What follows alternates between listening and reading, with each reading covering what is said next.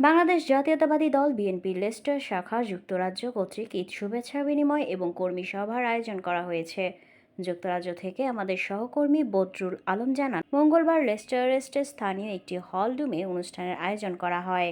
90 দশকের সাবেক ছাত্রনেতা মামুন আহমেদের সভাপতিত্বে আব্দুল হালিম তালুকদারের পরিচালনায় সভায় বক্তব্য রাখেন আজিজুর রহমান, শওকত হোসেন, মাজেদ ব্যাপারী, জসিমউদ্দিন, আকলিমা আক্তার, নাজমুল ইসলাম, সাবেক যুবদল প্রেসিডেন্ট সোহেল আহমেদ, আসাদুজ্জামান চৌধুরী, রাসেল চৌধুরী, মাহফুজ চৌধুরী, জামাল আহমেদ, শফিকুল ইসলাম, শাহরাজু, সবুজ আহমেদ সহ আর অনেকে। সভায় বক্তারা বলেন, লেস্টার বিএনপি সবসময় শক্তিশালী ও ঐক্যবদ্ধ ছিল, ভবিষ্যতেও এক ও অভিন্ন রাখার আহ্বান ব্যক্ত করে বক্তারা আরও বলেন, ভবিষ্যতে কোনো অরাজনৈতিক বা স্বার্থান্বেষী কোনো ব্যক্তিকে লেস্টার বিএনপির নেতৃত্ব চান না তারা। লেস্টার বিএনপিকে শক্তিশালী রাখতে যুক্তরাজ্য বিএনপির সর্বাত্মক সহযোগিতা কামনা করেন বক্তারা।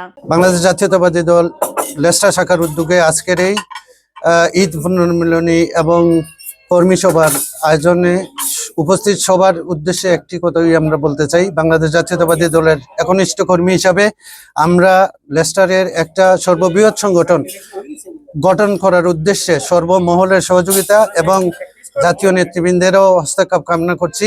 আমরা লেস্টার বিএনপির পক্ষ থেকে সবাইকে রক্তিম শুভেচ্ছা অভিনন্দন জানাই এবং ঈদ পুনর্মিলনীর শুভেচ্ছা জ্ঞাপন করি।